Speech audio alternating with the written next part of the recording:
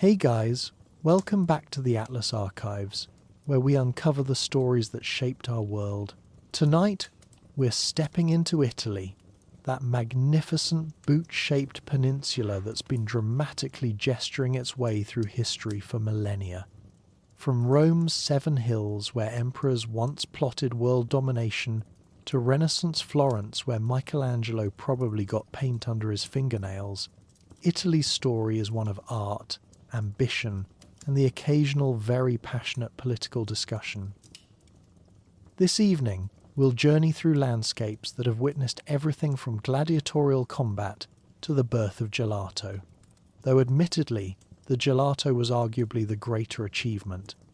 We'll explore how geography shaped destiny, from the Alps standing guard in the north to Sicily catching every Mediterranean breeze, and discover how a collection of quarrelling city-states somehow managed to give us both the Sistine Chapel and the perfect pasta al dente.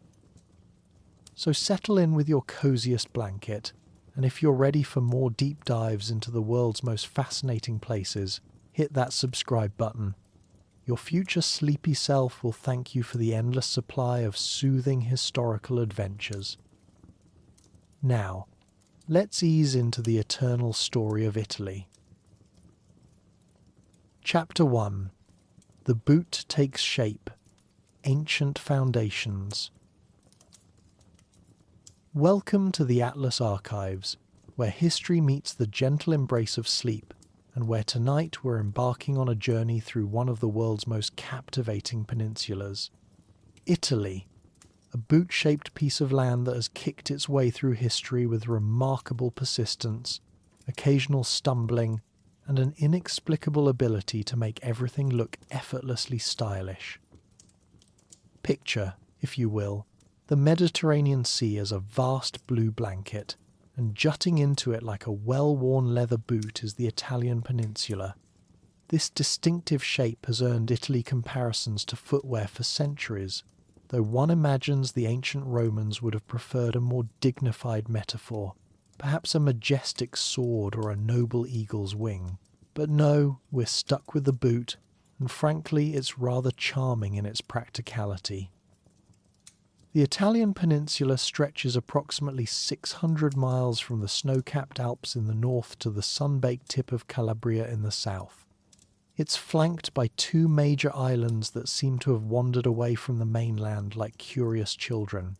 Sicily, large and triangular, positioned perfectly to be kicked by the boot's toe, and Sardinia, floating mysteriously to the west like a piece of continental drift that simply couldn't be bothered to keep up. The geography of Italy reads like a textbook on geological drama. The Alps form a dramatic northern barrier, their peaks reaching toward heaven with snow-capped majesty that has inspired poets and challenged armies.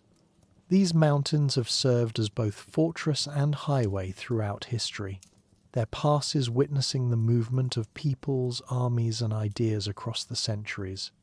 South of the Alps, the Po Valley spreads like a green carpet, fertile and welcoming, fed by Italy's longest river, the Po, which meanders 400 miles from west to east with the leisurely pace of a Sunday stroll. But Italy's geographical personality truly emerges in the Apennine Mountains, that remarkable spine running down the peninsula's centre like the backbone of some sleeping giant. These mountains aren't content to simply provide scenic views. Oh no, they've brought friends. Volcanic friends. Vesuvius lurks near Naples with the patience of a cat watching a mouse. Having buried Pompeii and Herculaneum in 79 of the Common Era, with such thoroughness that archaeologists are still uncovering perfectly preserved Roman fast food restaurants. Mount Etna in Sicily has been practicing its dramatic eruptions for millennia, as if auditioning for the role of most theatrical mountain in geological history. The earliest inhabitants arrived during the Paleolithic period, roughly 50,000 years ago. These early Italians, armed with stone tools and presumably excellent walking shoes given the terrain, established settlements along the coasts and in the more hospitable valleys. By the Neolithic period, around 6,000 years before the Common Era, they had discovered agriculture and pottery, the ancient equivalent of social networking, but with considerably more bronze and substantially fewer cat videos. Around the 8th century before the Common Era, Italy became remarkably crowded, hosting what might be called the ancient world's first international festival.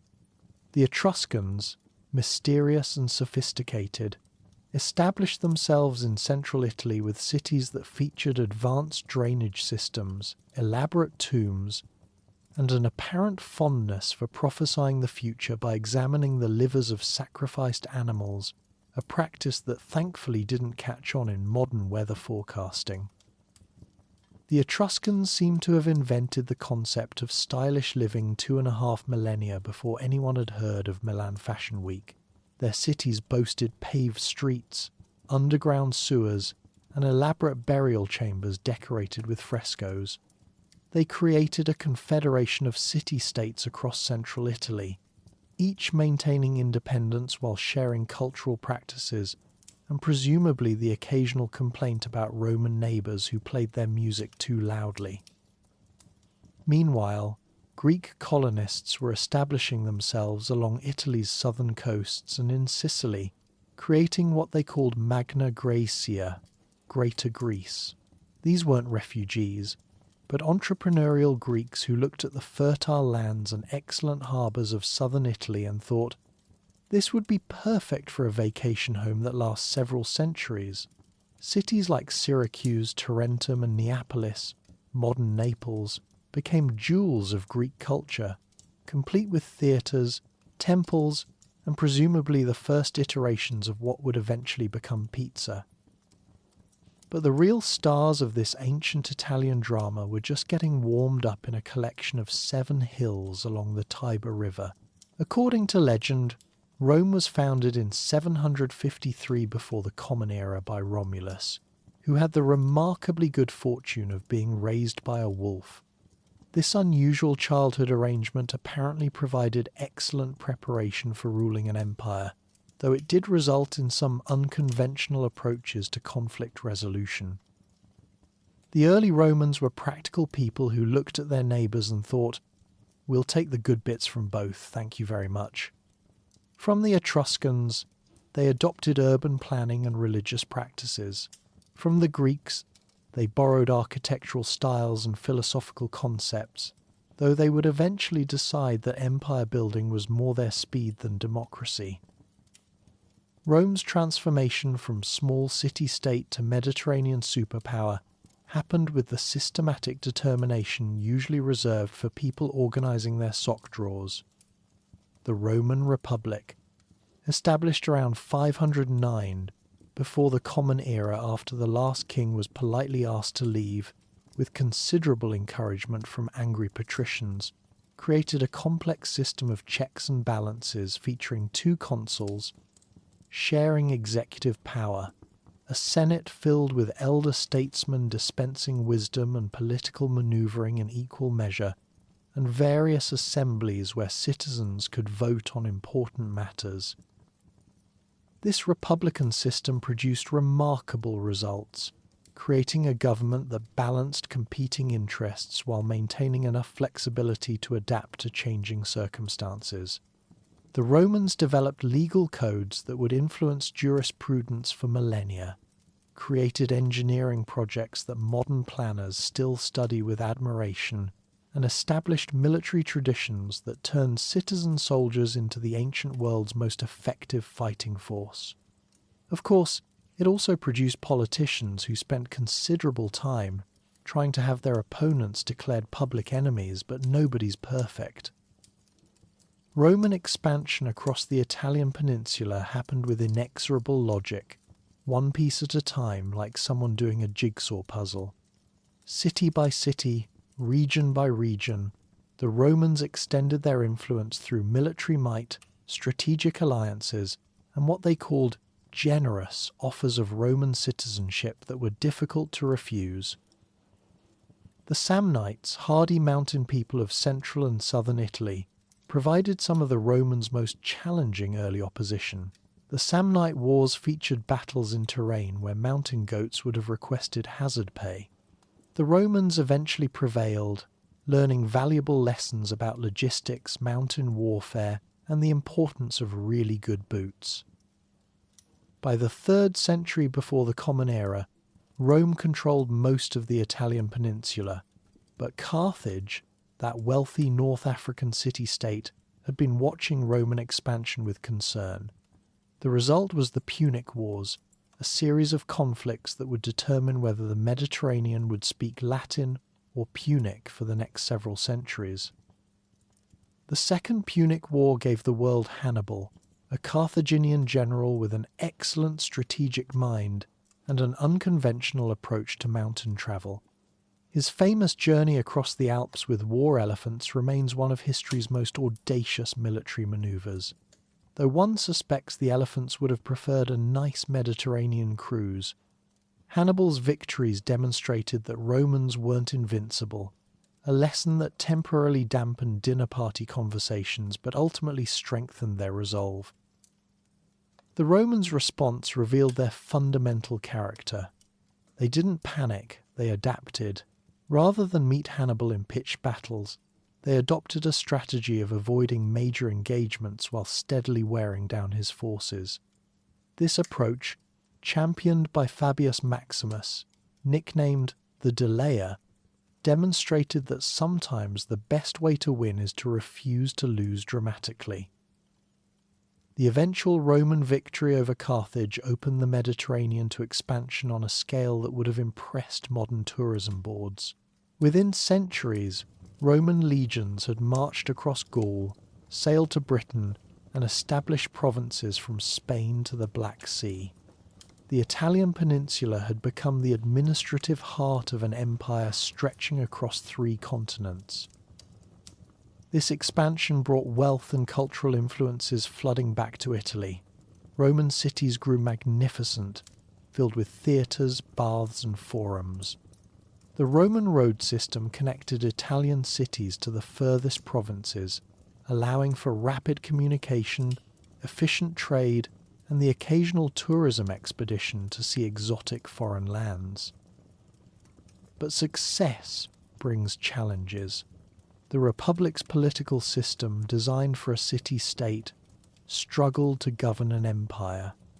Ambitious generals like Julius Caesar discovered that conquering Gaul and crossing the Rubicon could be excellent career moves, even if they upset traditional constitutional arrangements. Caesar's transformation from successful general to dictator to cautionary tale happened with dramatic inevitability.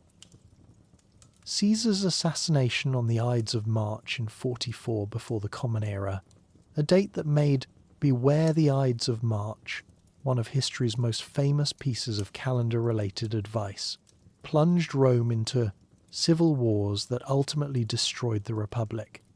His heir, Augustus, proved remarkably adept at learning from Caesar's mistakes, particularly the importance of keeping senators happy while gradually concentrating power. Augustus established the Roman Empire in 27 before the Common Era, inaugurating the Pax Romana that would last 2 centuries.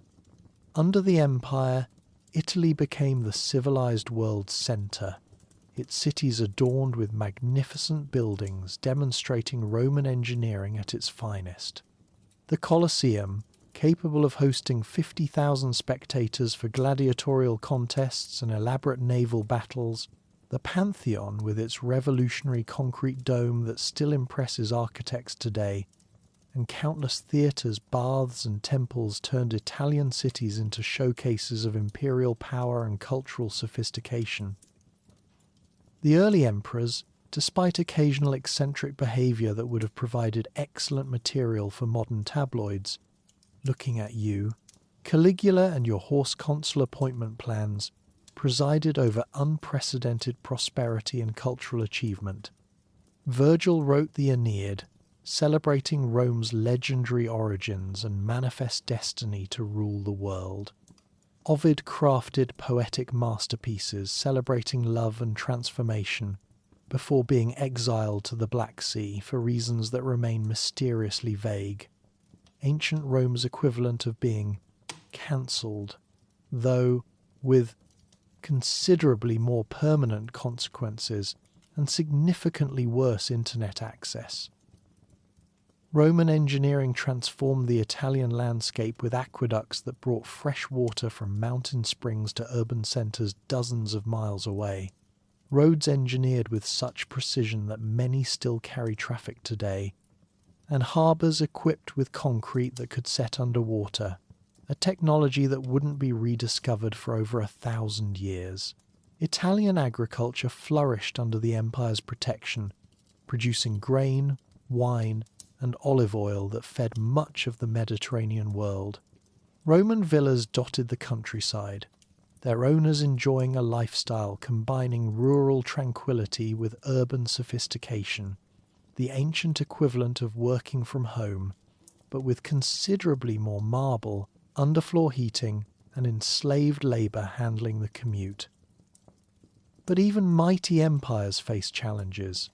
By the 3rd century of the Common Era, the Roman Empire was experiencing what historians politely call difficulties.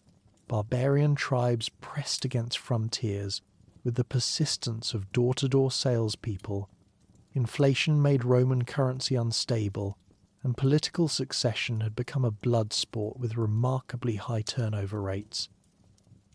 The crisis of the 3rd century saw 50 emperors in 50 years, most meeting unfortunate ends.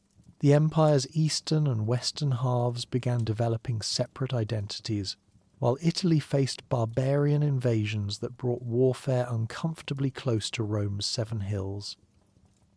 Constantine's conversion to Christianity in the early 4th century brought profound changes. The Edict of Milan in 313 granted religious tolerance, while Constantine's founding of Constantinople created a new Rome that would eventually eclipse the original in political importance. Italy remained vital, but the empire's centre of gravity was shifting eastward. The sack of Rome by Alaric's Visigoths in 410, followed by Genseric's Vandals in 455, demonstrated Rome's vulnerability and shocked the civilized world. These weren't the end of Roman civilization in Italy, but they marked the beginning of transformation that would reshape the peninsula's political landscape forever. The last Western Roman emperor, Romulus Augustulus, whose name seemed designed by fate to bookend Roman history, was deposed in 476 by Odoacer, a Germanic chieftain who courteously sent the imperial regalia to Constantinople rather than melting it down for scrap metal. This marked the end of the Western Roman Empire, though people living in Italy probably noticed more continuity than dramatic change. As we close this first chapter, we leave the peninsula transformed from a collection of independent peoples into the former heart of an empire that shaped the known world. The Etruscans had given way to Romans, the Republic had become an empire, and the empire had evolved into something new and uncertain. But the Italian landscape endured, ready to nurture whatever civilizations would emerge from the Roman legacy. Rest well, and dream of Roman roads leading through olive groves under Mediterranean stars. Chapter 2: Medieval Mosaics, City-States and Kingdoms. As we settle into our second chapter of Italy's remarkable story, we find ourselves in a world where the boot-shaped peninsula has become a magnificent patchwork quilt of competing powers, each thread woven with ambition, faith, and the occasional dose of medieval pragmatism. If ancient Italy was dominated by a single empire, medieval Italy became something far more complex, a political jigsaw puzzle where the pieces kept changing shape and occasionally tried to eat each other. The collapse of the Western Roman Empire in 476 had left Italy resembling a dinner party after the hosts have gone home, various guests lingering, some trying to clean up, others helping themselves to the silverware. By the 7th century, the Lombards had established a powerful kingdom consisting of territories north of the River Po, Tuscany, and 2 outlying duchies of Spoleto and Benevento, while the Byzantine Empire was confined to areas around Rome, Ravenna, and a few coastal territories elsewhere. The Lombards proved to be remarkably adaptable house guests who decided they rather liked the accommodations and intended to stay permanently. With their capital at Pavia, these weren't your typical Dark Age barbarians. The Lombards developed sophisticated legal codes, supported arts and learning, and gradually converted from Arian Christianity to Catholicism, much to the relief of their Roman subjects who had grown tired of theological debates over dinner. Byzantine Italy was ruled by an exarch from Ravenna, essentially the Byzantine Empire's Italian branch manager, trying to run several scattered territories while dealing with Lombard neighbours who had an annoying habit of expanding their boundaries whenever no one was looking. But the most intriguing player in this medieval drama was the Pope, the Bishop of Rome, who would transform from spiritual leader to temporal ruler with the skill of someone discovering they have a talent for chess while everyone else is still playing checkers. The 8th century brought dramatic changes. King Aistulf conquered Ravenna in 751, cutting the last connection between Byzantine Italy and Constantinople. Suddenly the Pope found himself needing new protection. Enter the Franks, with all the dramatic timing of cavalry arriving in the 3rd act of an opera. Pope Zachary had Pepin the Short crowned king, and Pepin led a Frankish army into Italy, defeated the Lombards, and made a gift of former Byzantine territories to the Pope. This donation of Pepin was the medieval equivalent of a real estate transaction that would make modern lawyers weep with envy. Pepin was essentially giving away territory that belonged to someone else entirely. But in medieval politics, possession was often more important than paperwork, and the Pope suddenly found himself the proud owner of what would become the Papal States, stretching across central Italy like a divine belt holding the peninsula together. The alliance reached its dramatic crescendo on Christmas Day, 800, when Pope Leo III crowned Charlemagne as Roman Emperor in St. Peter's Basilica. This was political theatre at its finest. By crowning Charlemagne, the Pope was declaring that he, not the Byzantine Emperor in Constantinople, had the authority to create Roman emperors in the West. It was the medieval equivalent of starting your own awards ceremony because you didn't like how the existing one was run. Charlemagne extended Frankish influence across much of northern Italy, northern Spain, and German Central Europe. In 774, he finally ended the Lombard kingdom, absorbing it into his expanding empire with the efficiency of someone collecting a complete set of medieval territories. But empires, like elaborate dinner parties, have a tendency to become unwieldy, and Charlemagne's successors discovered that managing a continent-spanning realm was considerably more challenging than conquering one.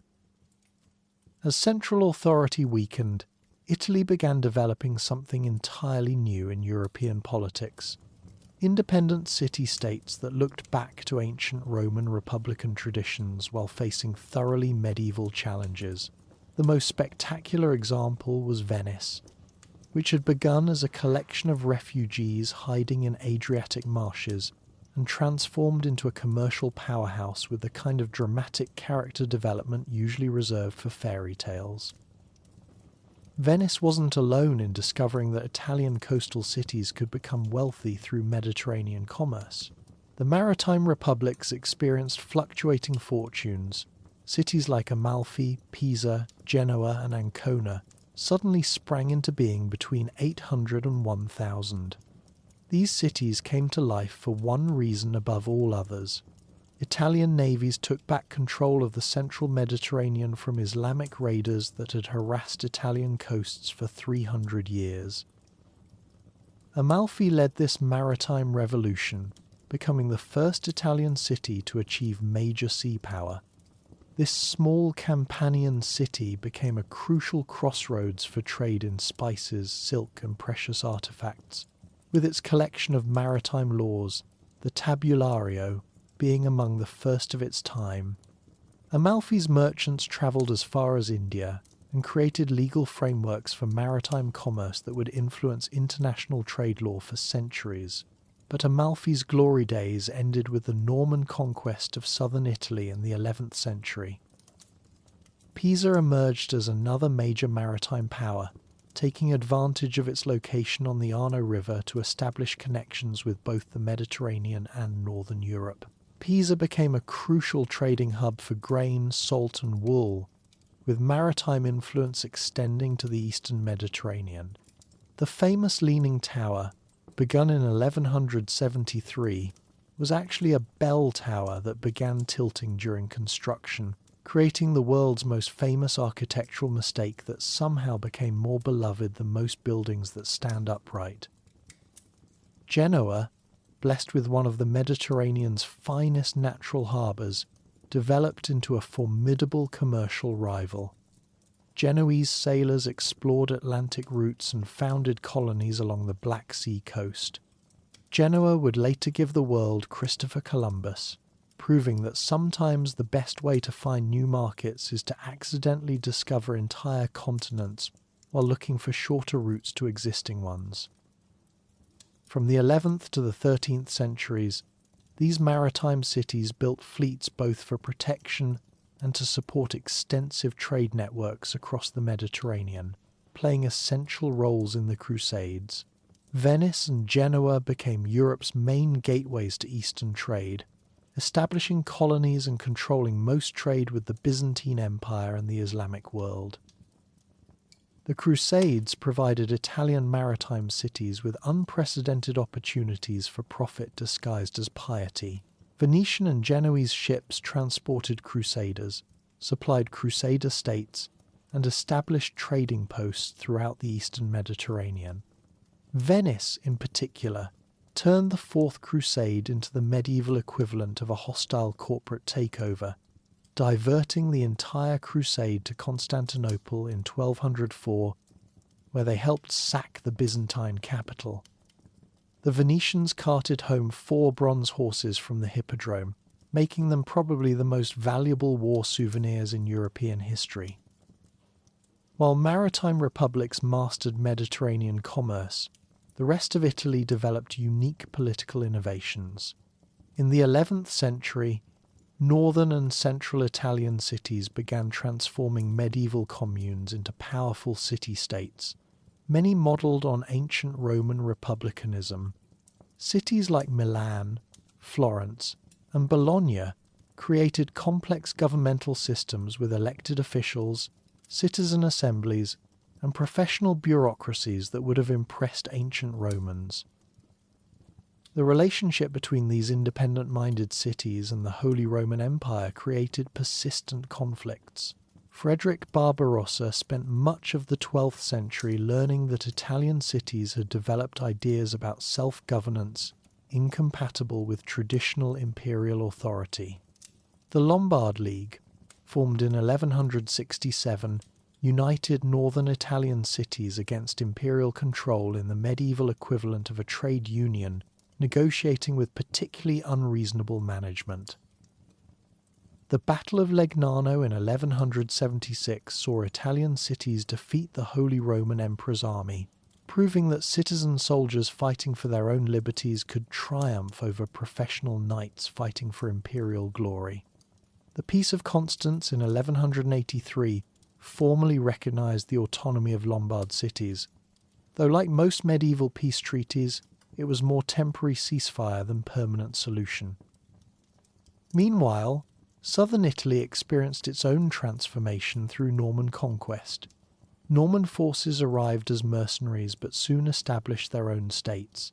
The most famous Norman entrepreneurs were the sons of Tancred of Hauteville, particularly Robert Guiscard and his brother Roger. Roger conquered Sicily with only 136 knights and 500 infantrymen, yet within a decade ended 200 years of Arab rule. one of history's most successful small-scale military operations. In 1130 under Roger II, they created the Kingdom of Sicily, uniting southern Italy under single rule for the first time since Justinian. This Norman kingdom became one of medieval Europe's most sophisticated states, blending Norman administrative efficiency with Byzantine governmental traditions, Islamic learning, and local Italian customs.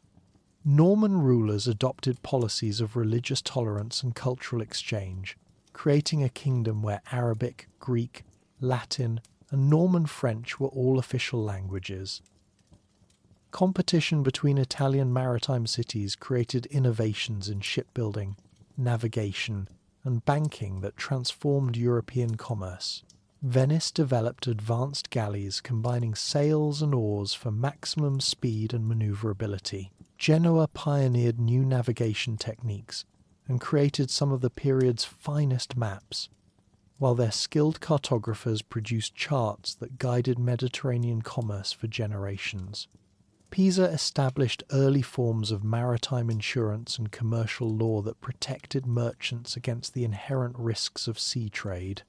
All developed sophisticated banking systems allowing merchants to transfer money across vast distances without carrying gold, medieval wire transfers that made international commerce possible and profitable. But success bred competition, and competition sometimes escalated into warfare. The rivalry between Genoa and Pisa culminated at the naval Battle of Meloria in 1284, where Genoa's victory was so complete that a famous saying went, "If you want to see Pisa, you must go to Genoa," referring to thousands of Pisan prisoners taken after the battle. Venice and Genoa fought their own series of wars for commercial dominance, conflicts that ranged from the Black Sea to Gibraltar and occasionally involved hiring entire armies to settle trade disputes. Comprehensive struggles for control of Mediterranean commerce that reshaped Europe's economic geography. The 13th and 14th centuries saw consolidation of Italian city-state power. Cities such as Venice, Milan, Genoa, Florence, Siena, Pisa, and Bologna rose to great political power, becoming major financial and trading centres that paved the way for the Renaissance. Florence developed into a medieval financial capital, with Florentine bankers like the Medici family creating financial instruments and credit systems that made international trade possible on unprecedented scales. Florence's gold florin became one of Europe's most trusted currencies. The Papal States evolved from Pepin's original donation into a complex territorial entity controlling much of central Italy. Popes juggled roles of spiritual leader, temporal ruler, and Italian political player with varying success.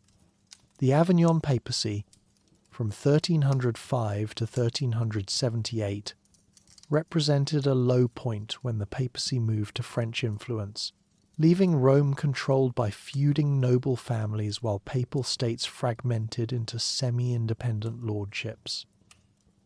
As the 14th century drew to a close, Italy had evolved into something unique in European politics, a peninsula of independent states that combined medieval governmental structures with commercial innovations anticipating the modern world. Maritime republics had created Europe's first truly international trading networks. Northern city-states had developed republican governments balancing competing interests while maintaining political independence. The Norman Kingdom of Sicily had demonstrated that different cultures could coexist and contribute to shared prosperity. Yet this diversity that created Italy's strengths also ensured its political fragmentation. Northern Italy was divided into warring city-states, with warfare between states being common, though invasion from outside Italy was confined to intermittent sorties of Holy Roman emperors. Italy had become a masterpiece of medieval political innovation, but remained a masterpiece painted on a canvas divided into dozens of separate panels, each beautiful but lacking overall unity.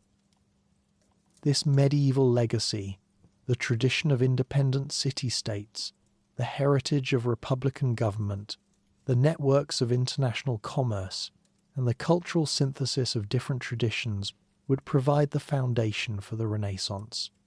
Medieval Italy had proven that small states could achieve great things, that commerce could create prosperity, and that political innovation could flourish in the space between empire and anarchy.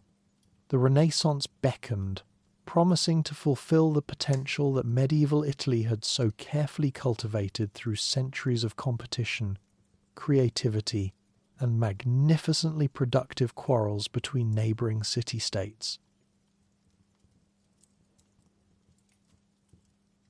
Chapter 3. Renaissance to Risorgimento, Fragmented Glory. As we turn the page from medieval Italy to the Renaissance, we discover that the boot-shaped peninsula was about to experience one of history's most remarkable cultural explosions, a period so dazzling that it would make the rest of Europe temporarily forget how to paint properly, and send artists scurrying to Italy like tourists rushing to see a particularly spectacular sunset before it ends. The Renaissance began around 1400 in Florence, that remarkable city-state that had transformed from a medieval wool trading centre into the world's first cultural startup incubator. The catalyst was a banking family whose name would become synonymous with artistic patronage and political intrigue, the Medici. Giovanni de' Bici de' Medici established the Medici Bank and became one of Florence's richest men, but it was his son, Cosimo de' Medici the Elder, who took over in 1434 and first accumulated the substantial power that would elevate the family from merchants to unofficial rulers of Florence. Cosimo aided Masaccio and commissioned Filippo Brunelleschi, but it was his grandson, Lorenzo the Magnificent, who ruled Florence during the Renaissance's golden age. Lorenzo the Magnificent supported Fra Angelico, Fra Filippo Lippi, Donatello, Sandro Botticelli, Domenico Ghirlandaio, Andrea del Verrocchio, Leonardo da Vinci, and most famously, teenage Michelangelo. According to legend, Lorenzo met Michelangelo when the young artist was carving an ancient faun, Stonehead, and teasingly pointed out that an old faun wouldn't have healthy teeth. Michelangelo promptly knocked off a few teeth, which so charmed Lorenzo that he invited the artist to live in his palace from 1490 to 1492. The Medici created a sculpture garden where artists and poets studied ancient statuary, eventually adding living quarters that became a school of arts. Botticelli was a regular, as was Leonardo da Vinci, who apparently played lute at Medici parties, the Renaissance equivalent of having a Grammy winner perform at your dinner party. The family built the first public library in Florence and scoured the continent for manuscripts that helped launch Renaissance interest in classical learning. The Medici were also astounding diplomats who believed war was bad for trade. They negotiated the end to wars in Lombardy, securing alliance with Milan's powerful Sforza family. This diplomatic success helped establish the Treaty of Lodi in 1454, inaugurating 40 years of peace in Italy. Stability that allowed Renaissance culture to flourish like a carefully tended garden under perfect conditions. During this period, Italian Renaissance painting and architecture exercised dominant influence on subsequent European art, while Italian humanist scholars revived interest in classical learning that would reshape European intellectual life. The Medici Bank introduced revolutionary financial innovations, including letters of credit, which solved the dangerous problem of sending large sums across continents. An Englishman could pay the London branch in pounds for art from Florence, and the Florentine office would produce a letter of credit as proof of payment, allowing the artist to collect payment in local currency. These achievements made the Medicis one of Europe's wealthiest families and positioned Florence as a financial centre rivaling modern international banks. But this golden age was built on fundamentally unstable political foundations. Italy remained a patchwork of competing city-states, each maintaining independence through military prowess, diplomatic skill, and political manoeuvring that would have impressed Machiavelli, who was living through these events and taking detailed notes for The Prince, his masterwork on political strategy that would influence European statecraft for centuries. The Italian Wars began in 1494 when Charles VIII of France invaded Italy, asserting claims to Naples. This marked the beginning of over 60 years of foreign interference that would end the independence of many Italian city-states and transform the peninsula into a battleground between France and Habsburg powers. Charles's invasion brought profound changes. In Florence, it caused the Medici's expulsion and establishment of a republic under Dominican friar Savonarola, who believed the best way to reform society was burning paintings and anything else that might bring people joy. The Medici were forced to shut down their banks, ending their financial empire though not their political ambitions. The Treaty of Cato Cambresis in 1559 largely expelled France from Italy but established Spanish hegemony. About half of Italy was ruled by Spanish Habsburgs, including the south, Naples, Sicily, Sardinia and Milan in northern Italy. The other half remained independent, though largely as Austrian Habsburg fiefs. Spanish rule extended from the mid-16th to early 18th centuries. While traditionally portrayed as oppressive and backward-looking, modern historians have challenged this view. Spain provided Italy with peace and security, ending devastating wars that had plagued the peninsula. Spanish policy aimed at maintaining equilibrium between centralization and home rule, allowing Italian cities to continue as centers of learning and artistic achievement, though on reduced scale compared to Renaissance peak. The Baroque style that emerged during this period would influence European culture for centuries. The Spanish system allowed considerable local autonomy. Naples, Sicily, Sardinia, and Milan came under direct Spanish rule but owed allegiance according to their own laws and traditions. Their foreign policy interests were subordinated to Spanish imperial designs, and Spain appointed chief officers, viceroys in Naples, Palermo and Cagliari, a governor in Milan, while administering internal affairs through local councils. Spanish hegemony extended beyond directly controlled states. Savoy and Tuscany owed titles to Spain, Genoa acted as Spain's chief banker, and the papacy depended heavily on Spanish monarchy during the Counter-Reformation. Austrian control replaced Spanish dominance following the War of Spanish Succession in 1701 to 1714. Spain ceded Naples, Milan and Sardinia to Austria, while Sicily went to Savoy. Italy remained divided into numerous small principalities until the French Revolution brought new ideas about nationality and political organization. At the end of the 18th century, Italy was almost in the same political conditions as the 16th century. The main differences were that Austria had replaced Spain as dominant foreign power. The French Revolutionary and Napoleonic period transformed Italy more dramatically than any political event since Rome's fall. In 1796, Napoleon's army of Italy invaded with aims of forcing Austrian withdrawal. Napoleon entered Milan, where he was welcomed as a liberator, bringing small principalities under single administration for the first time since the Roman Empire. The Kingdom of Italy was established in 1805, with Napoleon as king and his stepson Eugène de Beauharnais as viceroy. Italy absorbed French revolutionary ideals promoting liberty, equality, fraternity, and popular participation in government. Legal equality, civil rights, standardized codes, and modern administration replaced medieval privileges and local customs.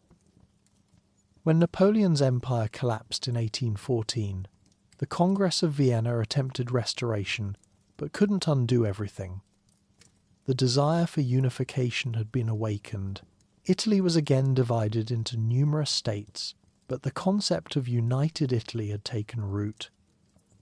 The period from 1815 to 1848 saw growth of secret societies and nationalist movements dedicated to Italian unification. The Carbonari, one of the most influential secret societies, organised revolts in Naples and Piedmont in 1820 and 1821. Though these were quickly suppressed by Austrian intervention, Giuseppe Mazzini founded Young Italy in 1831, a political society with mottos God and people, and union, strength and freedom, seeking unification under republican government with Rome as capital. Mazzini spent 20 years in exile, disseminating pro-republican literature through networks of political activists throughout Italy. His followers included Giuseppe Garibaldi, who participated in an 1834 uprising in Piedmont and was sentenced to death, forcing him to escape to South America, where he spent 14 years learning guerrilla warfare. Leading Renaissance writers Dante, Petrarch, Boccaccio, Machiavelli, and Guicciardini had expressed opposition to foreign domination, with Petrarch stating that ancient valour in Italian hearts is not yet dead in his Italia Mia. The revolutions of 1848 brought the first serious unification attempt. Pro-republican rebellions broke out in Lombardy, Venice, and Rome, inspired by democratic movements sweeping Europe. In Venice, Daniele Manin established a republic that lasted over a year before Austrian reconquest. In Rome, Mazzini and Garibaldi established a Roman republic, but it lacked popular support and was overthrown by French forces sent to restore papal authority.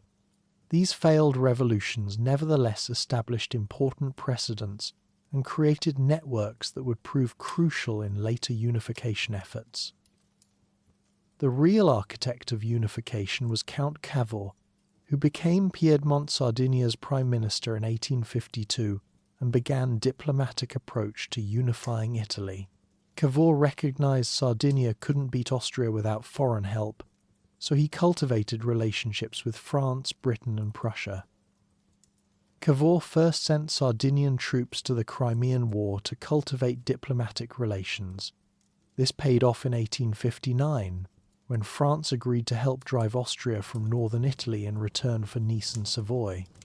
At Plombières, Cavour arranged with Napoleon III for French intervention against Austrian aggression. The War of 1859 began when Austria demanded Piedmontese demobilization. France honoured its alliance, and Allies won battles at Magenta, Solferino, and San Martino, but Napoleon suddenly signed armistice at Villafranca, partly due to French public opinion against casualties and partly because Italian unification seemed imminent.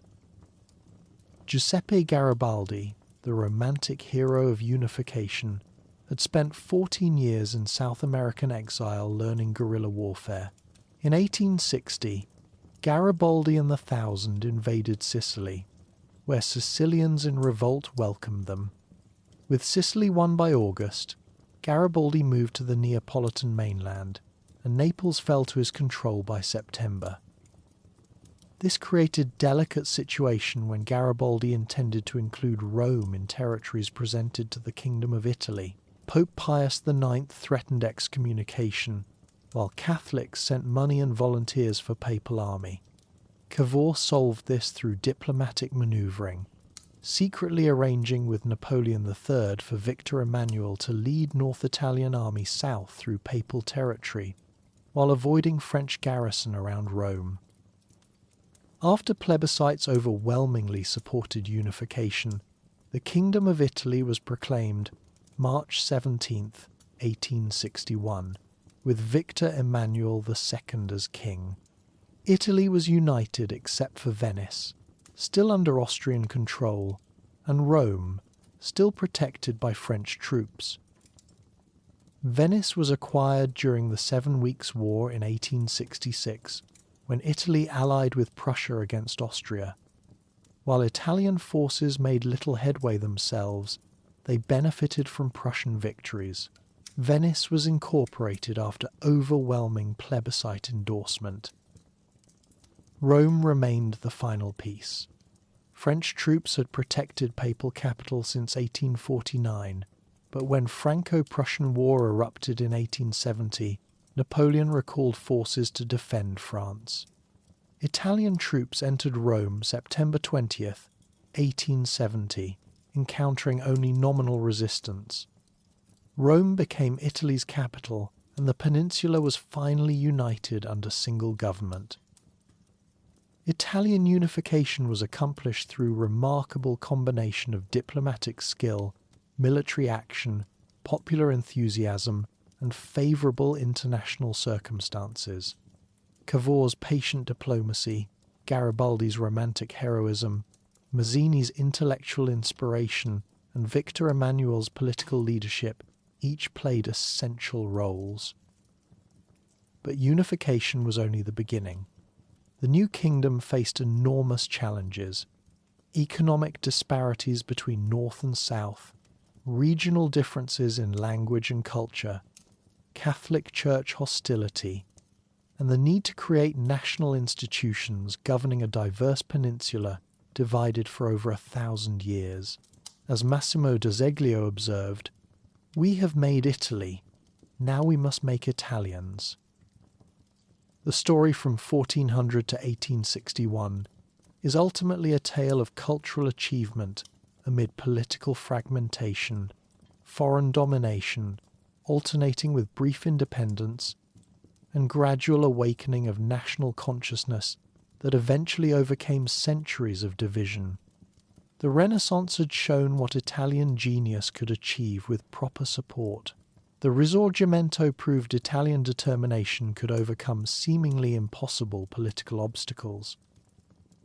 The boot that had once marched across 3 continents under Roman eagles, that had become a mosaic of medieval city-states and Renaissance principalities, that had endured foreign occupation and political division, had finally found its way back to unity. Italy was no longer just a geographical expression. It was a nation, ready to take its place among the great powers of modern Europe.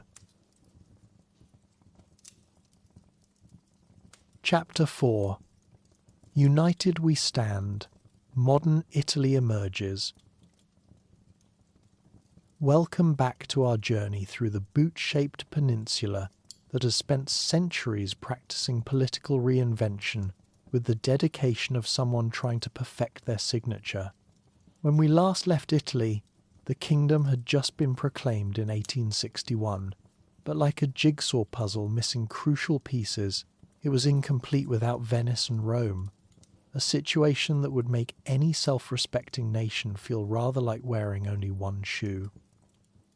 The newly unified kingdom faced challenges that would have tested the patience of a medieval monk copying manuscripts.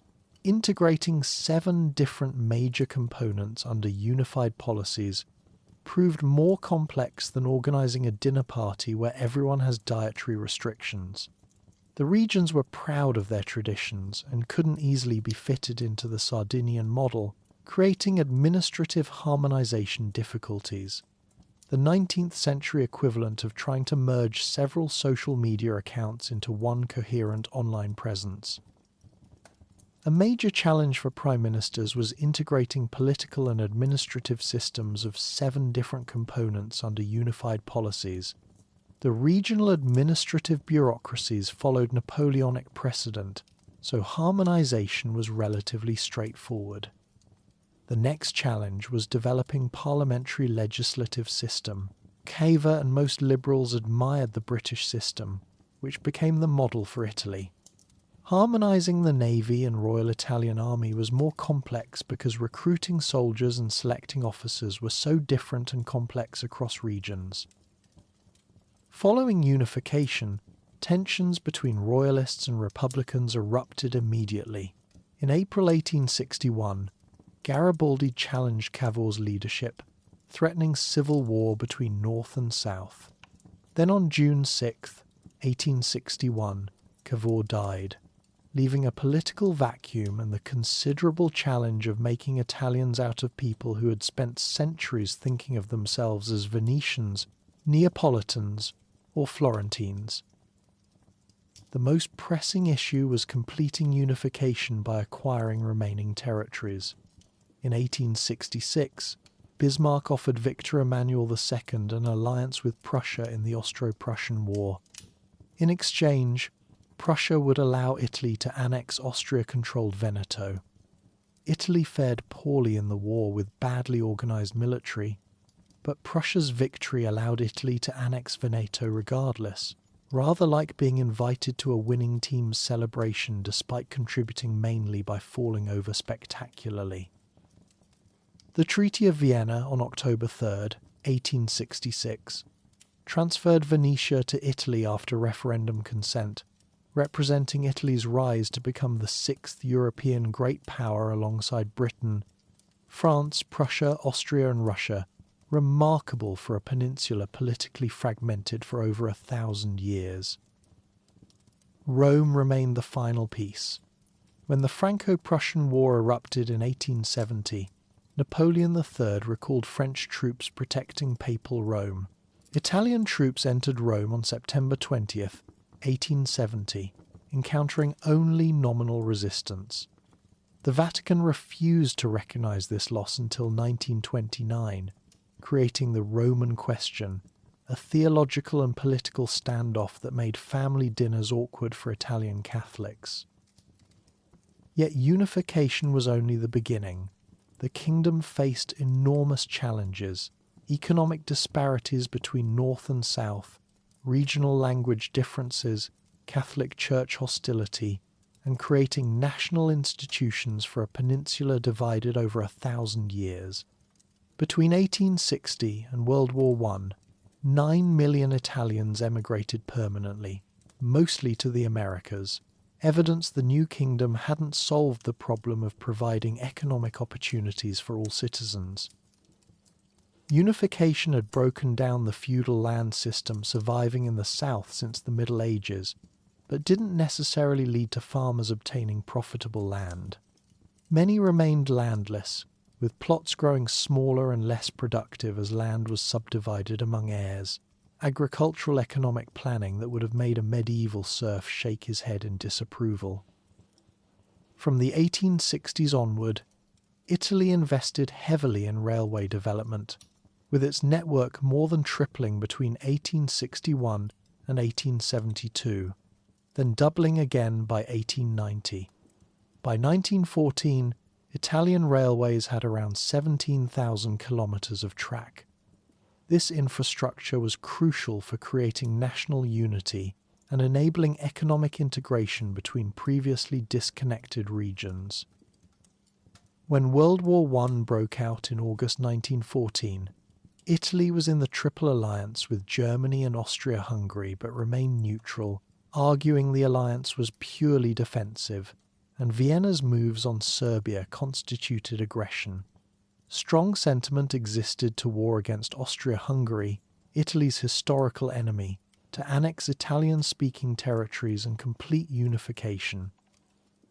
On April 26, 1915, Italy negotiated the secret Treaty of London, by which Britain and France promised territorial gains in return for joining the Entente. The Salandra government declared war against Austria-Hungary on May 23, entering what's sometimes called the Fourth Italian War of Independence. The war went poorly for Italy. Italian forces faced mountain warfare in the Alps, fighting in terrain where mountain goats would have requested hazard pay. The 11 battles of the Isonzo River became legendary for futility, with enormous casualties for minimal gains. The disaster at Caporetto in October 1917 saw Italian forces routed and nearly 300,000 soldiers captured. The war's end brought mixed results. Italy was effectively bankrupted, with national debt increasing from 15.7 billion lire to 85 billion. Inflation increased 400%, and over 500,000 civilians died from food shortages. Italy didn't receive everything promised. gaining Italian-speaking regions but losing Dalmatian coast claims to Yugoslavia. Many Italians felt they had sacrificed too much for too little return. This mutilated victory sentiment proved fertile ground for movements promising restored Italian greatness. Among those feeling betrayed was former socialist journalist Benito Mussolini, born in 1883 to a socialist blacksmith father. Following his father's example, Benito began as a socialist, becoming editor of Avanti in 1912, but World War I changed everything. Initially opposing intervention, Mussolini changed his mind, believing social revolution follows war and France's defeat would doom European liberty. He resigned from Avanti, was expelled from the Socialist Party, and assumed editorship of Il Popolo d'Italia, declaring, "From today onward we are all Italians and nothing but Italians." It was the birth cry of fascism. After the war, Mussolini founded the Fasci Italiani di Combattimento in 1919, taking the name from ancient Roman fasces, bundles of rods tied around an axe representing Roman authority. This wasn't just nostalgia, but deliberate invocation of imperial grandeur, appealing to Italians frustrated with modest war gains. Post-war Italy provided ideal conditions for Mussolini's movement. Economic disruption, social unrest, fear of communist revolution, and disappointment with peace settlement created widespread dissatisfaction. Though suffering humiliating defeat in 1919 elections, garnering only 2,420 votes compared with the Socialist Party's 1.8 million, Mussolini began courting groups opposing socialists, industrialists fearing strikes, landowners fearing land loss, and politicians fearing socialism's popularity. Mussolini's powerful new allies helped finance his movement's paramilitary wing, the Black Shirts. Though Mussolini professed to stand against oppression and censorship, the group quickly became known for willingness to use violence for political gain. The Black Shirts terrorized socialists and enemies nationwide. The year 1920 was bloody, with fascists marching through towns, beating and killing labor leaders, effectively taking over local authority. Liberal politicians, faced with choosing between moderate socialists and fascists, made the fateful decision to ally with Mussolini, believing they could control and use him for their purposes, a miscalculation proving catastrophic. Many Italians, especially middle class, initially welcomed Mussolini's authority after his march on Rome. They were tired of strikes and riots, responsive to fascism's flamboyant techniques and medieval trappings, ready to submit to dictatorship provided national economy was stabilized and country restored to dignity. Mussolini seemed the one man capable of bringing order out of chaos. Soon a kind of order was restored, and fascists inaugurated ambitious public works programs. The costs of this order were enormous. Italy's fragile democratic system was abolished for one-party state, opposition parties outlawed, free press crushed, and networks of spies and secret police established. By October 1922, Mussolini felt strong enough to challenge government directly. In Naples on October 24th, he declared, "We want to govern Italy." The March on Rome occurred October 28th. Rather than calling out the army, King Victor Emmanuel III invited Mussolini to form government, making the 39-year-old the youngest prime minister in Italian history. Once in power, Mussolini systematically dismantled democracy. He obtained dictatorial powers and pushed through the Acerbo Law in 1923, granting 2/3 of parliament seats to any party receiving 25% of votes. The National Alliance won 64% in April 1924 elections. Socialist deputy Giacomo Matteotti's assassination, after requesting elections be annulled due to irregularities, provoked momentary crisis. On January 3rd, 1925, Mussolini took responsibility in a speech marking his dictatorship's start. "I personally assume the whole political, moral and historical responsibility for what has occurred." Italy's democratic system was abolished for one-party state. Opposition parties, trade unions and free press were outlawed. Free speech was crushed, and networks of spies and secret police established to watch over the population. Many Italians initially welcomed Mussolini's authority, tired of strikes and riots, responsive to fascism's techniques, and ready for dictatorship provided economic stability and restored dignity. Fascists inaugurated ambitious public works, investing in technological achievements like the record-setting ocean liner SS Rex and world's fastest seaplane. In 1935, Mussolini ordered Ethiopia's invasion, seeking revenge for 1896's humiliation at Adowa.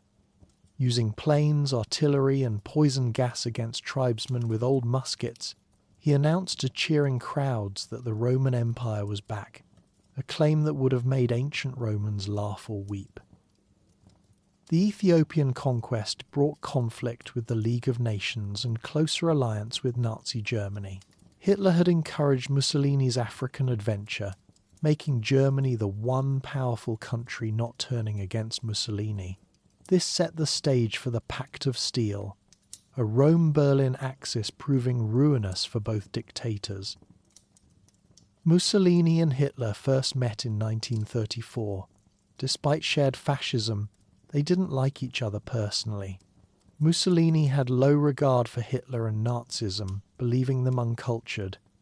In May 1939, the Pact of Steel committed military and economic support if either found itself at war, with secret protocols preparing for future European conflict.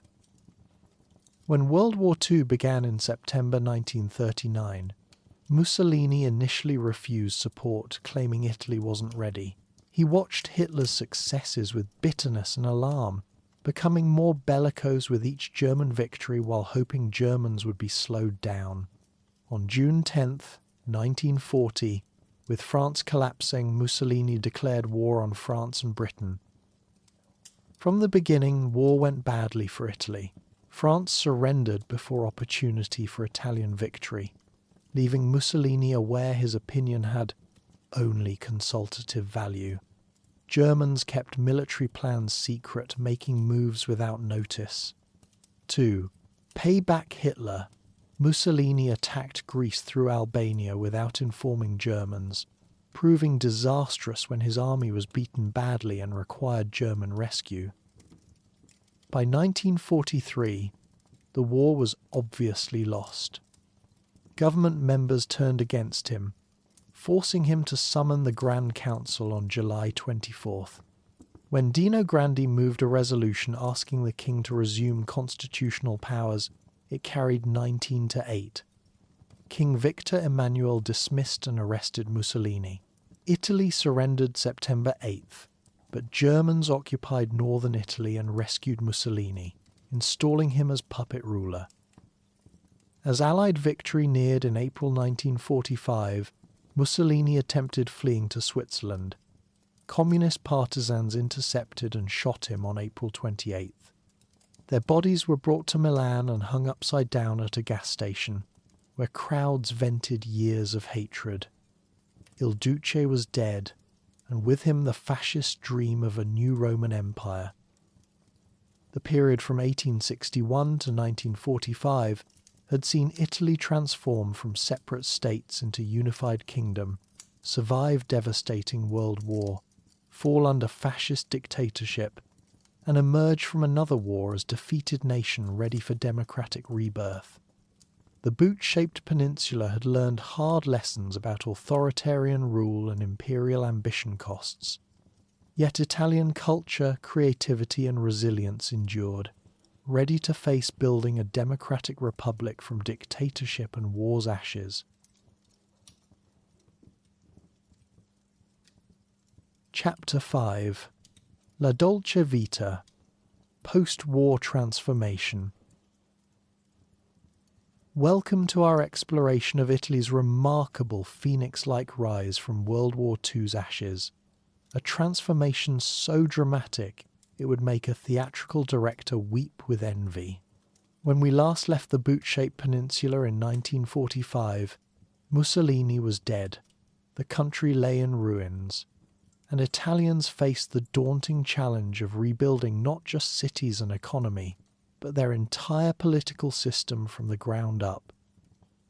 The immediate aftermath left Italy in a condition that would have tested the optimism of even the most resilient Renaissance merchant. Nearly 500,000 Italians had died in the war, society was deeply divided, and the economy had been all but destroyed. Per capita income in 1944 was at its lowest point since the beginning of the 20th century. The country was occupied by foreign armies, infrastructure lay in ruins, and the very legitimacy of the state was in question. From June 1944 to December 1945, 3 provisional coalition governments followed one another. Most forces supporting the National Liberation Committee were openly Republican and believed the monarchy, particularly King Victor Emmanuel III, bore responsibility for fascism's success. The monarchy's authority had completely disintegrated. Its collaboration with fascism, war failures, and the king's flight from Rome in September 1943 had destroyed remaining public trust. In May 1946, King Victor Emmanuel formally abdicated. His son briefly became King Umberto II, but the royal family was forced to leave when a referendum decided in favour of a republic. This institutional referendum, held June 2nd, 1946, was a key event in contemporary Italian history and the first time Italian women could vote in a national election. Turnout was remarkably high.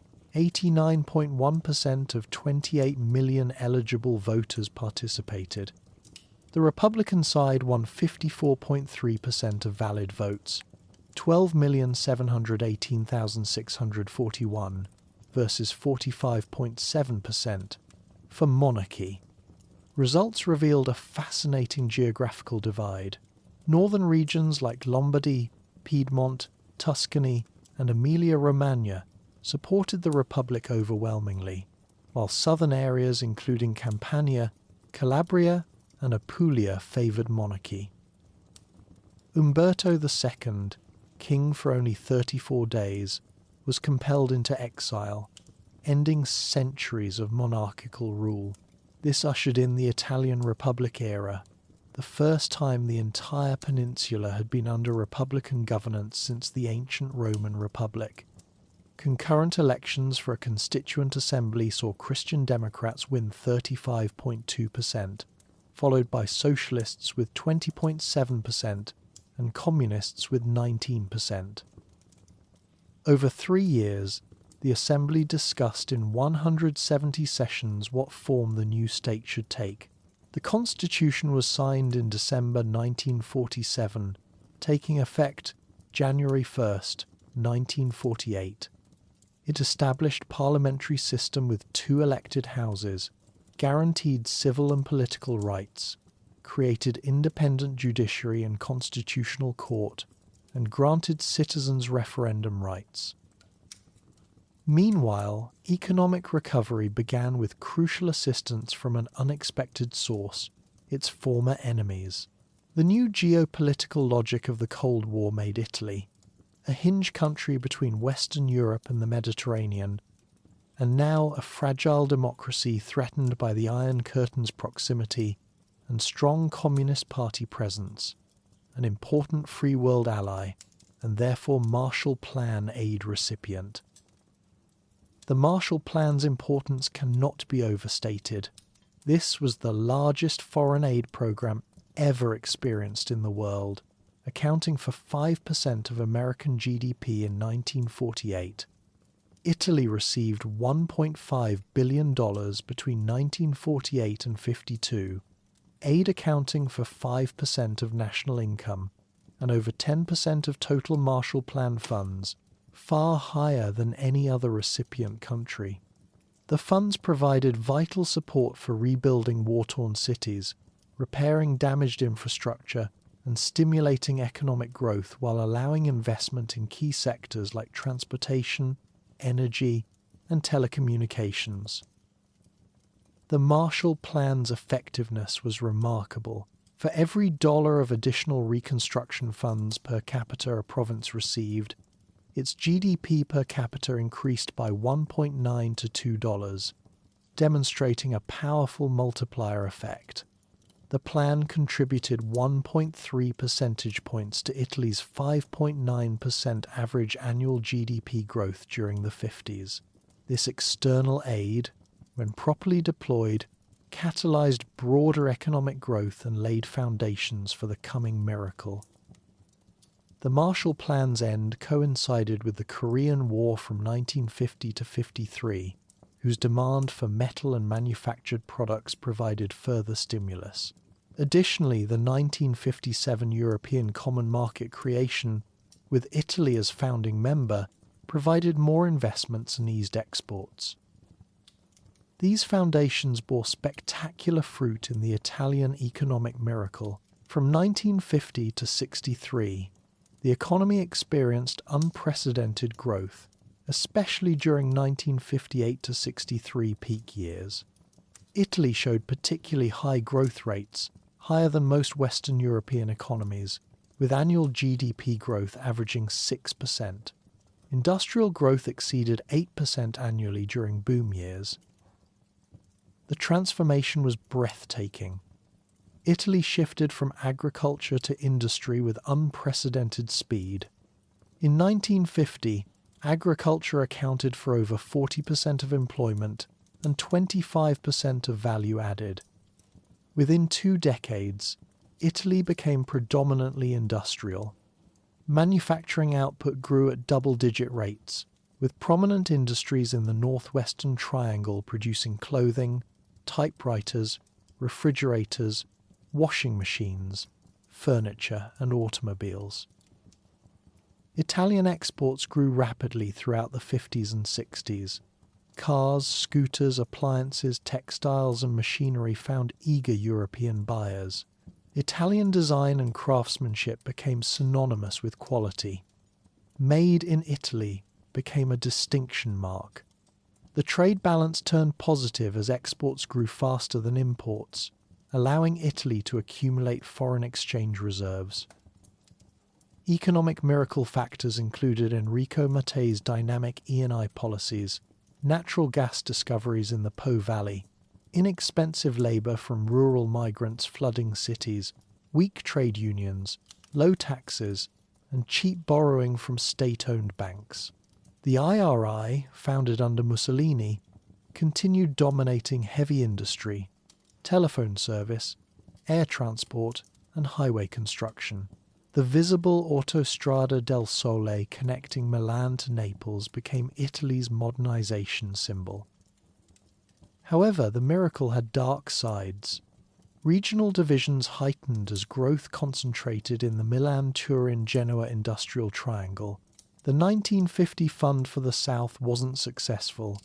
North-South income gaps increased, creating political patronage and corruption sources. This triggered massive internal migration. Approximately 9 million Italians migrated interregionally between 1953 and 73, mostly from rural south to industrial north. Women faced significant inequality during the miracle. While opportunities increased, particularly in industry, many couldn't find regular employment and needed informal work balancing career with care responsibilities. Those finding work weren't treated well. Women workers embraced classification struggle to gain recognition and welfare entitlements. Despite challenges, the miracle transformed Italian society profoundly. Families used newfound wealth purchasing consumer durables for the first time. The Republic invested heavily in public education, dramatically increasing literacy and educational attainment. University enrollment increased from roughly 150,000 in 1945 to over 450,000 by 1968. This prosperity and social change period was captured in Federico Fellini's masterpiece, La Dolce Vita, released February 1960.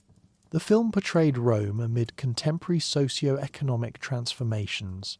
During the miracle, Rome became the centre of lively social life, with aristocratic and intellectual circles meeting in historic Piazza del Popolo and Via Veneto bars, clubs and parties.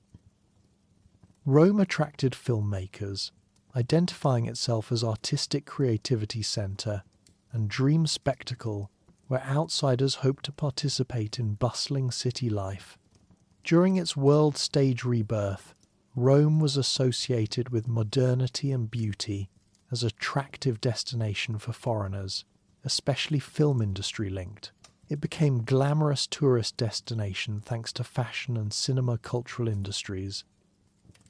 The political landscape during this golden age was characterized by remarkable stability despite Italy's reputation for government instability.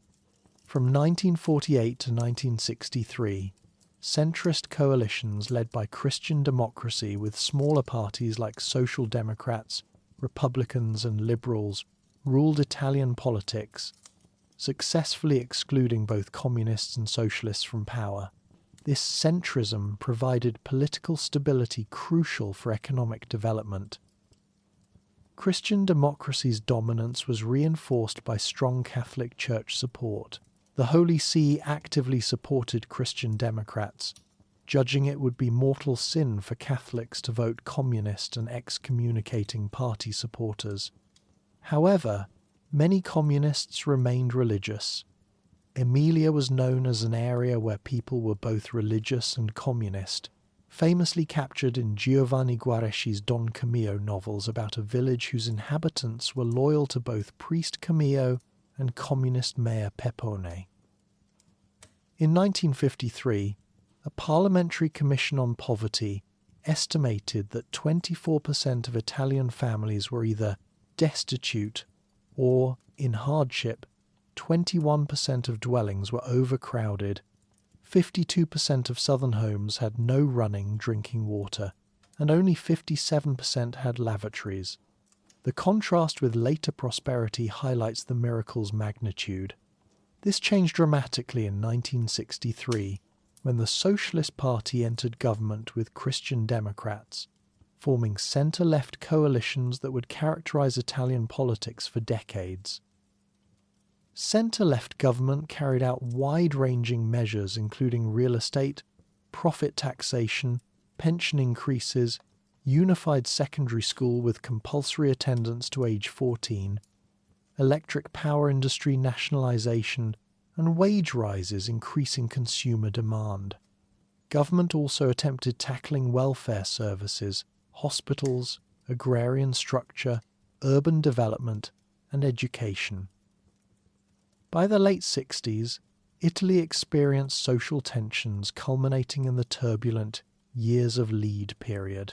Student protests, labour unrest, and political violence characterised the 70s, but Italy's democratic institutions proved remarkably resilient. The country weathered terrorism, economic crises, and numerous government changes while maintaining democratic governance and European integration commitment, demonstrating the strength of the Republican foundations laid in the immediate post-war period. In the 80s, for the first time since 1945, non-Christian Democrat premiers led governments, Republican Giovanni Spadolini and Socialist Bettino Craxi. Christian Democrats remained main government supporters, but politics became more diverse and competitive. The Socialist Party, led by Craxi, became increasingly critical of communists and the Soviet Union, supporting US President Ronald Reagan's positioning of Pershing II missiles in Italy, which communists hotly contested. Throughout this period, Italy's European integration deepened significantly. Beyond founding membership in the European Coal and Steel Community in 1952 and European Economic Community in 1957, Italy actively participated in creating European institutions. Italian workers gained rights to work in other EU countries, providing unemployment outlets, while Italian companies could invest across Europe. Italy gained voice in shaping European economic policies, transforming from peripheral player to core European power. The country also became founding NATO member in 1949 and United Nations member in 1955, establishing itself as reliable Western ally. These international alignments provided security frameworks enabling domestic focus on reconstruction and development, while integrating Italy into broader Atlantic community structures that would define Cold War Europe. As the 20th century closed, Italy had transformed from war-torn, predominantly agricultural society into one of the world's major industrial powers and European Union founding member. The boot-shaped peninsula that had given the world the Roman Empire and Renaissance had successfully navigated transition from monarchy to republic, fascist dictatorship to liberal democracy, and economic backwardness to industrial prosperity, establishing itself as a key player in the emerging global order. The period from 1945 to 2000 saw Italy overcome seemingly impossible challenges through international support, domestic resilience, and the creative adaptation that had characterized Italian civilization for centuries.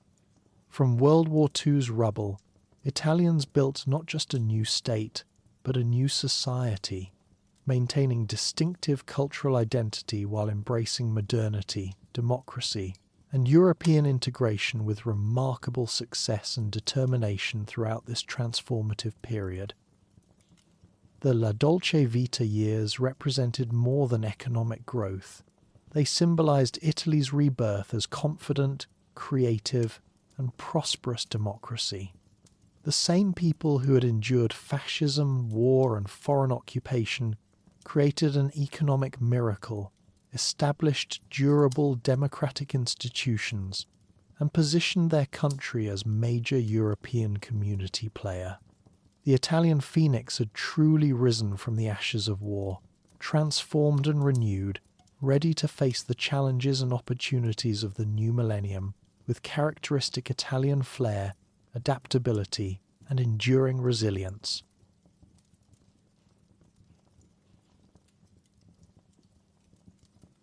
Chapter 6. Contemporary Challenges, Italy Today. Welcome to our final exploration of modern Italy, a nation that has entered the 21st century carrying both the magnificent legacy of its transformed post-war republic and the weight of new challenges that would test even the most seasoned Renaissance problem solvers. As we venture into contemporary times, we chronicle not just Italy's ongoing story, but witness how a country built on ancient Roman foundations and reborn from fascist ashes navigates globalization complexities, demographic change, and political turbulence. The new millennium found Italy riding high on previous decades' achievements. The country had successfully transitioned from monarchy to republic, weathered Cold War storms, participated in founding the European Union, and achieved remarkable economic growth during the miracle years. However, the early 2000s would soon reveal that Italy's challenges were far from resolved. In many ways, they were only beginning. Early 21st century Italian politics remained dominated by Silvio Berlusconi, whose influence would define the country for much of the first 2 decades. His return to power in 2001, one with promises to cut taxes but no real spending commitments, marked a significant shift from austere 1990s policies that secured Eurozone entry. What made Berlusconi particularly fascinating was his unique position. Not merely a politician, but a media mogul controlling vast television, newspaper, and business empires while simultaneously serving as Prime Minister. His ability to shape public opinion through media holdings while wielding political power created unprecedented influence concentration that would have made even the Medici envious. Berlusconi's governments between 2001-5 and 2008-11 were characterized by policy stalemate. Despite their longevity, among the longest-lasting in Italian Republican history, they moved the country away from fiscal stability and European convergence. Italy's primary budget surplus went from 5% of GDP to zero during the first Berlusconi term, setting the stage for future difficulties. The 2008 global financial crisis exposed Italy's underlying vulnerabilities with brutal clarity. Unlike many Eurozone governments, the Berlusconi administration shunned expansionary fiscal policy, maintaining primary budget surplus even as output collapsed. Paradoxically, Italy had the smallest fiscal balance deterioration between 2009 and 11 of any Eurozone country, yet still found itself in financial market crosshairs.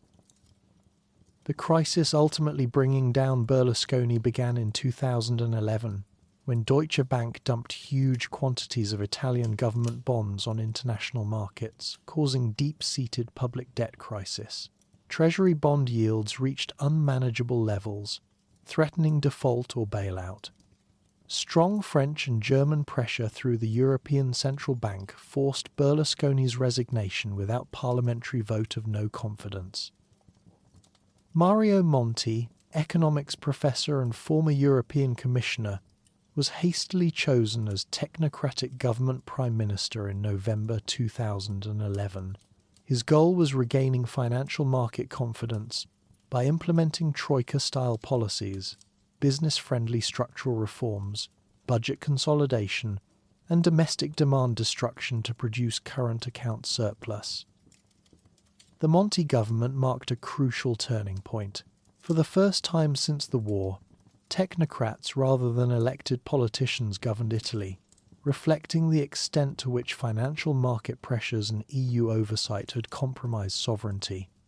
While Monti preserved Eurozone membership, his austerity measures threw the nation into deep recession and pushed debt-to-GDP ratios higher. The debt crisis fundamentally altered Italian public opinion toward European integration.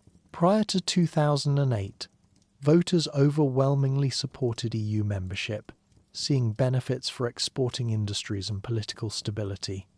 Brussels had been perceived as an external catalyst for resolving corruption and public service inefficiencies.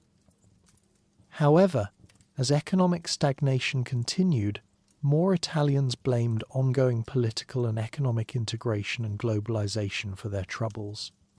The financial crisis accelerated this shift, with painful EU-supervised austerity creating resentment among ordinary Italians who felt sovereignty had been sacrificed to satisfy foreign creditors and European bureaucrats.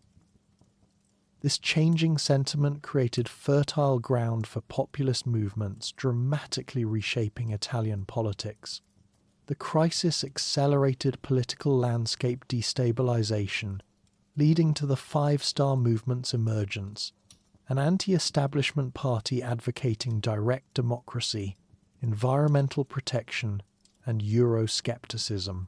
Founded by comedian Beppe Grillo, it represented something entirely new, a genuinely grassroots organization rejecting traditional left-right categories. The 2013 elections produced hung parliament, highlighting complete political system fragmentation. Traditional Second Republic parties found themselves challenged by new populist forces drawing support from voters disillusioned with establishment politics and European integration. This political earthquake would only intensify in subsequent years. Meanwhile, Italy faced another growing challenge: immigration. Mediterranean positioning made it the primary entry point for African and Middle Eastern migrants seeking European entry. The immense coastline, particularly Lampedusa Island, only 100 kilometers from Tunisia, became Europe's migration crisis focal point. Immigration was complicated by EU Dublin, regulation requiring asylum seekers to remain in the first EU country entered. This meant Italy bore disproportionate processing and accommodation burdens, while other members remained largely insulated. Italian frustration with this arrangement became a major European project tension source. By 2018, accumulated economic stagnation, immigration, and political instability pressures produced seismic political shifts. General elections saw traditional parties punished by voters favouring two populist Eurosceptic alternatives: Five Star Movement and Far-Right League, led by Matteo Salvini. This represented complete establishment repudiation that had governed Italy since Cold War's end. The unlikely Five Star League coalition, united only by anti-establishment sentiment, chose Giuseppe Conte, an unknown lawyer, as Prime Minister. This marked Italy's first explicitly Eurosceptic administration since joining the European project, creating significant Brussels tensions. However, Italy's populist experiment proved short-lived. The coalition collapsed in 2019 when Salvini withdrew support, leading to new five-star Democratic Party government formation under Conte. This instability, Italy's 19th government in 33 years, highlighted continued democratic institution fragility. The COVID-19 pandemic complicated situations. Italy became the first European country severely hit, with northern regions experiencing devastating outbreaks. Government imposed strict lockdowns, but economic toll was severe. 9% GDP decline in 2020. Pandemic crisis led to another collapse when Renzi's Italia Viva withdrew Conte support in January 2021, resulting in Mario Draghi forming national unity government. Draghi's technocratic government focused on implementing the National Recovery and Resilience Plan, committing Italy to structural reforms for €191.5 billion in EU loans and grants. However, even Draghi's reputation could not overcome political instability. In July 2022, government collapsed when major parties withdrew support, forcing resignation during the Ukraine war. September 2022 elections produced Italy's most right-wing government since World War II, led by Giorgia Meloni's Brothers of Italy party. Meloni, who co-founded her party from post-fascist Italian social movement ashes, became Italy's first female prime minister at 45. Her coalition with Salvini's League and Berlusconi's Forza Italia, one promising to crack down on illegal immigration, cut taxes, and strongly assert national interests within the EU. Meloni's rise was particularly significant given her party's post-fascist right-wing politics roots. As a teenager, she joined the Italian social movement inspired by Mussolini, moving through various right-wing parties before serving as youth minister under Berlusconi. Her election raised concerns about Italy's democratic trajectory and European values commitment. However, Meloni's actual governance confounded expectations.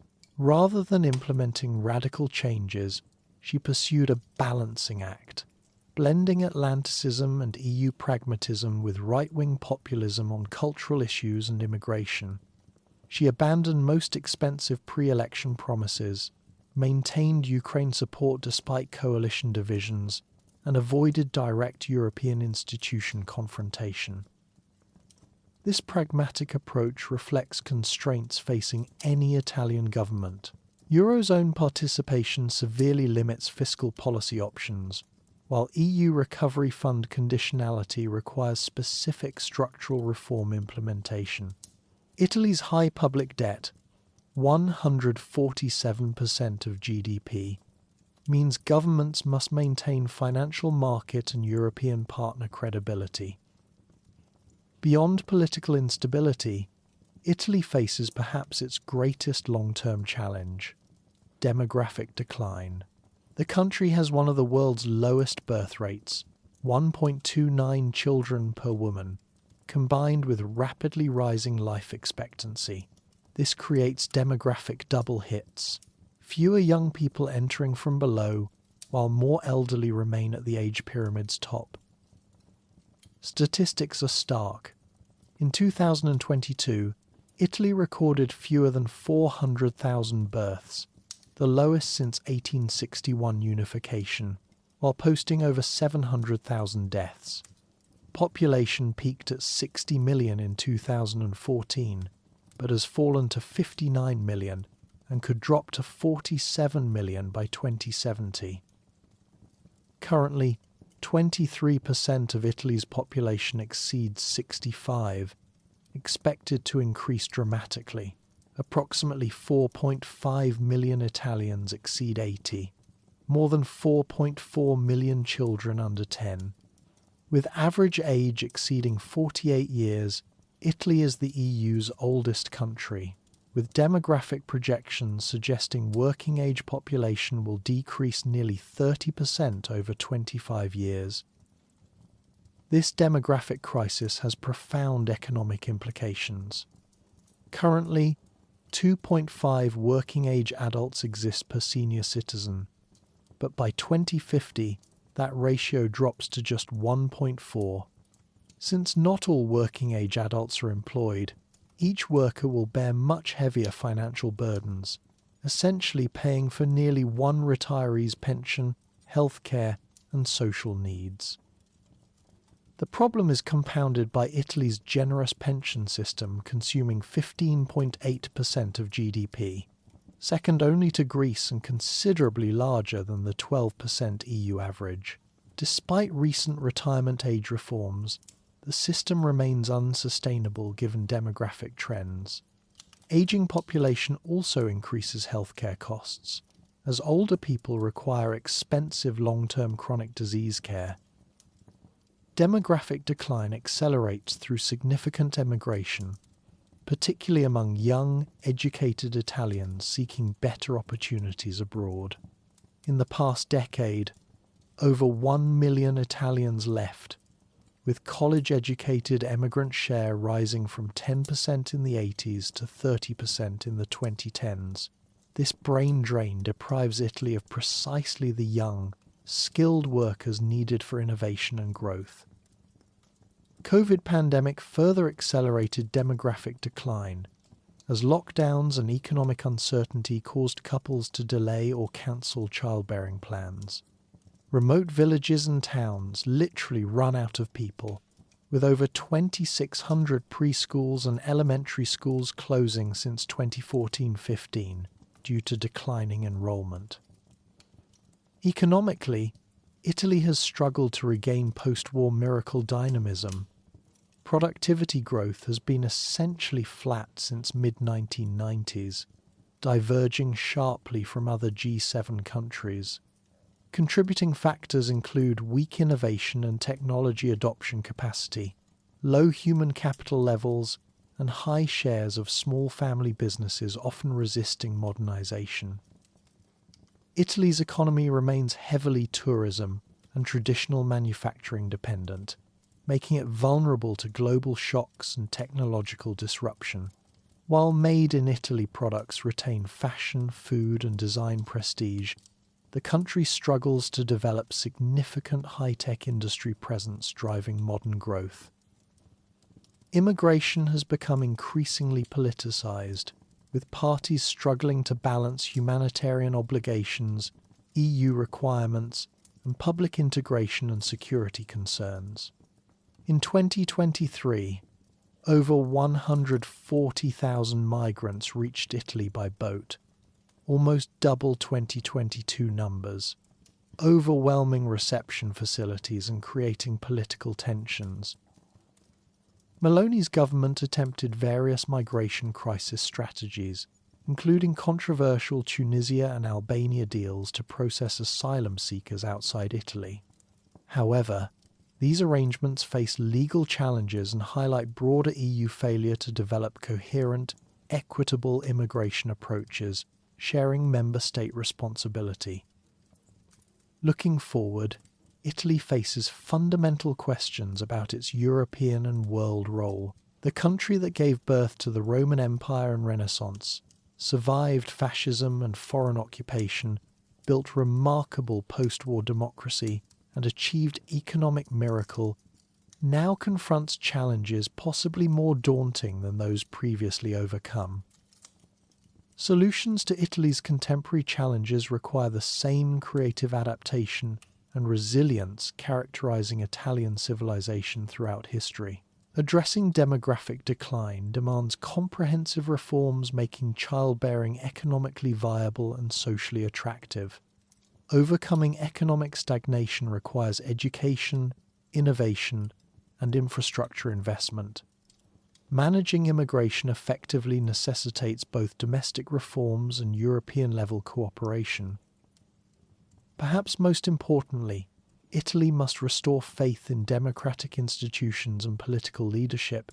Chronic political instability, governments averaging 18 months since the 90s, undermines long-term planning and reform implementation. Citizens' trust in traditional parties has eroded, creating space for populist movements offering simple solutions to complex problems. Yet Italy's story continues. The same peninsula weathering invasions, plagues, wars and crises for over 2 millennia demonstrates remarkable resilience. Italian culture, cuisine, art and design remain globally influential. Strategic Mediterranean location ensures continued geopolitical importance.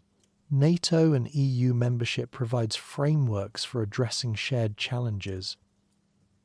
As we conclude our journey through Italian history and geography, from ancient Roman legions to contemporary political crises, from Renaissance masterpieces to modern demographic challenges, we see a nation embodying both continuity and change. Italy faces unprecedented challenges, but does so with accumulated centuries of wisdom and creative spirit, always defining Italian civilization. The boot-shaped peninsula, giving the world lore and literature, art and architecture, science and style, continues evolving and adapting. Whether addressing political instability, demographic decline, economic stagnation, or immigration pressures, Italy approaches these challenges with characteristic ingenuity and determination. The phoenix that rose from World War II's ashes prepares for yet another transformation, ready to write new chapters in one of history's most remarkable national stories.